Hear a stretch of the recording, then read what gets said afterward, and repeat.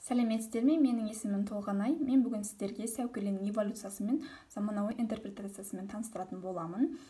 Жалпы сәукеле жасалу техникасы бойынша күрделі, мән-мағынасы зор болғандықтан, мен бүгін сіздерге оның шығу тегі, аймақ бойынша ажыратылуы және басқа шет елдерде кездесетін сәукелеге ұқсас бас киімдермен салыстыра отырып айтатын боламын. Менімен бірге болыңыздар. Сәукеле. Жалпы сәукеленің шығу тегі өте тереңде, сақ-сармат кезінен кездеседі. Оған сәл кеңірек тоқталамыз. Сәукеле лексемасының өзі сау және келе деген екі сөздің қосылуы арқылы шыққан, яғни қыз баланың сау, пәк, таза, нәзік болуы қазақ мәдениетінде жоғары бағаланған. Сәукеле оның биіктігі 45 сантиметрге дейін жететін биік, пішіні конус негізді, оның жаулығы және екі құлақшыны негізі бар. Жалпы сәукелені сипаттаған кезде біз оны үштік жүйеде, жаңа жоғарғы, орта және жерасты әлемі деп жиятатын үштік негізде сипаттайтын боламыз. Оның жоғарғы бөлігі аспан, жұлдыз, жаңағы нәзік құстар негізінде болғандықтан көбіне үкі тағылып, жаңағы құдіретті ретінде саналатын сол жоғарғы бөлігінде нәзік өрнектер салынып аспан әлемімен әсемделеді. Ал орталық бөлігі жермен тікелей байланыстырғандықтан онда күрделі, ірі және көп негізді қондырғылар орнатылады. Онда лағыл, ақық, меруерт сынды бағалы тастар орнатылып әсемделеді. Ол ортаңғы бөлік тәж деп аталғандықтан көбіне дөңгелек негізде орнатылып, ілмектер орнатылады және бетіне алтын түсті зермен зерделеніп әсемделеді. Астыңғы бөлігі көбіне енді біз маңдайша деп атаймыз. Оның екі жағында құлақшыны орнатылады. Ол құлақшының өзінің ерекшелігі бар. Сыртқы келетін жаңағы жаман энергетиканы қалыңдыққа тимесін деген сипаттан көбіне жаңа кішігірім маржанды моншақтардан және ақық тасынан көбіне ілмектер орнатылып жүрген кезде сылдырлап жүретін болған. Ал маңдайшасында енді Қазақстан территориясы кең болғандықтан сәукеленің пішіні бір болғанымен оның әсемделу ерекшелігі әртүрлі. Сондықтан кейбір өңірлерде, көбіне батыс өңірлерде көбіне аң терілері орнатылады.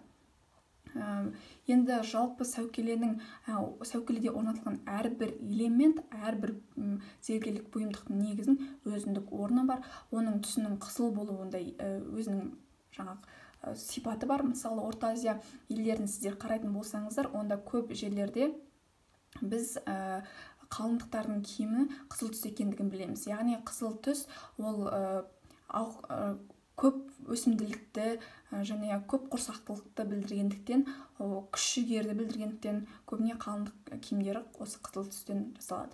Қазақ мәдениетінде сәукеле ол қыз жасауына кіретін бұйым болғандықтан, оның бағалы болуы және арнайы тапсырыспен жасалуы жіті қадағаланған болатын. Оның негізі барқыт, мауыты немесе жібек матасы секілді аса қымбат маталардан жасалып, бетіне зерлі өрнектер салынатын болған. Жаулығының өзі жаңа айтып өттік, ақ және ұзын болатын.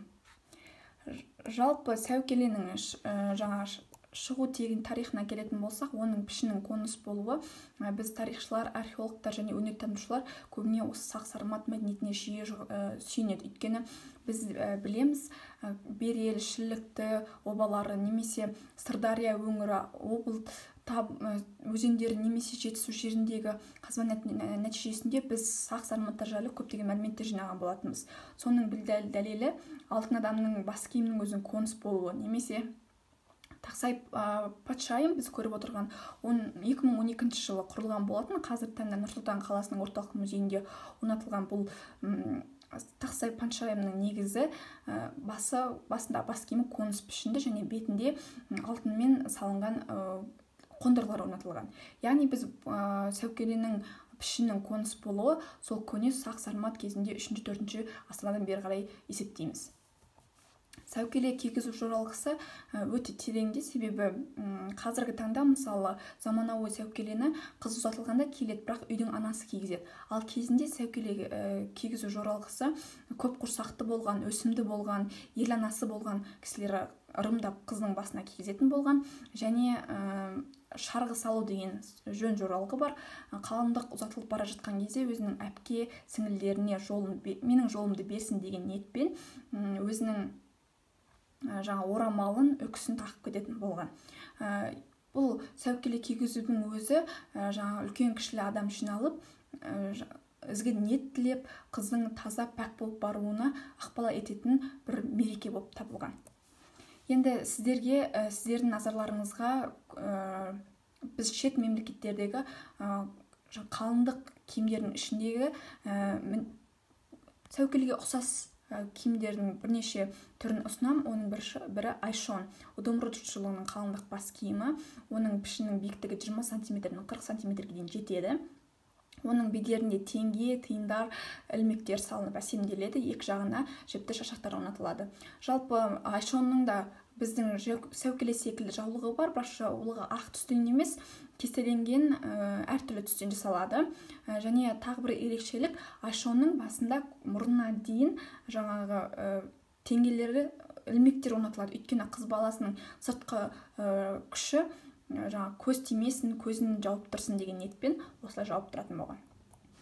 Панго бұл енді қалыңдық бас киімі, Мордова халқының. Бұл жердегі ерекшелік қыз баласының шашын көрсетпеу, Мордова халқының эстетикасының бірі болған. Сондықтан пангоны киген кезде қалыңдық шашын жинап пангоның ішіне салатын болған. Бұл жерде құлақшын секілді жіңішке мойын жауып тұратын негізі бар. Бетіндегі бедерде, өрнектерде жаңа біз сәукеледе атап өткен үштік жүйесінде жоғары бөлігі нәзіктеу, ортаңғы бөлігінде күрделі әлі ірі жаңағы өрнектер салынып, астыңғы бөлігінде теңгелер орнатылған болатын. Моңғол халқының бас киімі бангук деп аталады, қалыңдық бас киімі. Бұл бас киімнің ерекшелігі, бұл жерде мысалы бізде жаулық ұзын болса, бангукта басында жауып тұратын негізі қалқаны жаңа өте қысқа, және құлақшыны да алдыңғы маңдайына түсіп тұрады. Және бұда ерекшелігі негізі дөңгелектеніп, басы үшкірлене бастайды. Жоғары бөлігінде трапеция секілді маталардан жауылып, композицияны негіздеп тұрады. Бедерінде теңгелер және ілмектер және күрделі геометриялық негіздегі қондырғылар орнатылады.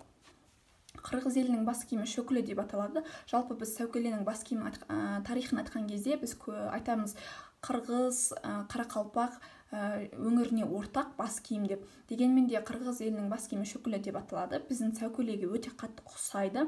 Қырғыз елі өзінің шөкіле бас киімінің шығу тегін 2000 мың жылдыққа тән деп есептейді. Себебі археологиялық негіздерде 2000 жылдыққа тән осы ескерткіш табылған болатын. Бұл ескерткіштің басы сәукеле секілденіп ұзартылып, конус негізге түйіледі. Бедері қыз бейнесіндегі бейнелер нақтыланған болатын.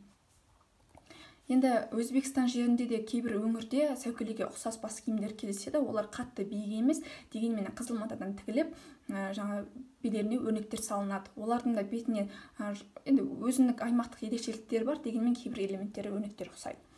Енді Орта Азия халықтарынан бөлек бізде Орта ғасырда Европада, Бавария жерінде дәл осы баварский мода деген сән жүрген болатын. Сол кезде Артур Эннен есімді бас киімдер бар. Бұл бас киімдердің пішіні конус болуы және басына жаулық тағылуының өзі біз көбіне сәукелеге ұқсастырамыз. Дегенмен де көп зерттеушілер Орта Азия жеріндегі шапқыншылық нәтижелері бір септігін тигізді деп есептейді. Дегенмен де бұл бас киімдердің үшкір болуын готика стилінде ықпалы бар екенін ескерген жөн. Дегенмен де бұл сән көп жерде таралып, Европаның көп аймақтарында таралып, әсіресе қалыңдық бас киімдерінде жиі қолданылған болатын. Жалпы енді заманауи сәукелеге келетін болсақ, әлі күнге дейін бізде сәукеле қолданылады қыз баласы ұзатылған кезде. Дегенмен де қыз баласы ұзатылған кезде бізде қазіргі сәукелелер өзінің құндылығын жоғалтпаса да, оның жасалу техникасымен оның құндылығы жаңағы ерекшелігі әртүрлі болып келеді. Мысалы, қазіргі кезде бізде Нұрай, Сымбат сынды сән үйлері осы ұлттық нақышта киімдер жасайды. Мысалы, Айда Коменова болсын, көп сәнгерлер біздің ұлттық нақышқа жиі сүйенеді, бірақ дегенмен де олар сәукелені қалыңдық киімнің бір бөлігі ретінде қарастырады. Ал бұрындары сәукелені арнайы тапсырыспен оның құны 300-400 рубльге дейін жетіп, тіпті 500 мың атқа дейін жаңағы бағаланған болатын. Ал қазіргі сәукелер салмағы жеңіл, сәнделуі өте жан-жақты, және оның қолданысы тек қана қыз ұзатылғанда ғана киіп шығатын мәнге ие болып қалды. Ал кезінде сәукелені киюдің өзінің ерекшелігі болған, оны бірінші жылда киетін болған, сәукелені үйдің төріне қоятын болған, мысалы оны ешкімге сыйламаған, арнайы тапсырыспен жасаған, өйткені бұл қыздың әке-шешесінің көрсеткіші болған, хал ахуалының, қоғамдағы рөлінің көрсеткіші болған.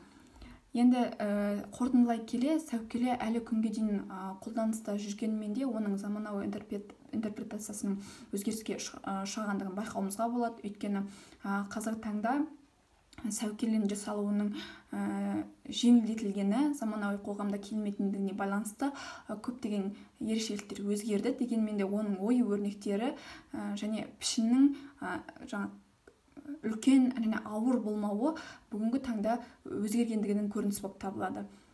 Назар қойып тыңдағандарыңызға рахмет. Біз әрқашанда өзіміздің қалыңдықтарымыздың бас киімдерінің бірден бір бөлігі ретінде сәукелені тарихын және оның мәнін біле жүргеніміз дұрыс. Өйткені қыздың лексемасы бойынша сау және келе деген сөздің қосылуынан шыққандықтан қыздың сау, пәк, нәзік болуы әлі күнге дейін естен шығармаған дұрыс. Сондықтан да әрқашан өзіміздің тарихымызды, мәдениетімізді біле жүрейік. Рахмет, үйде болыңыздар.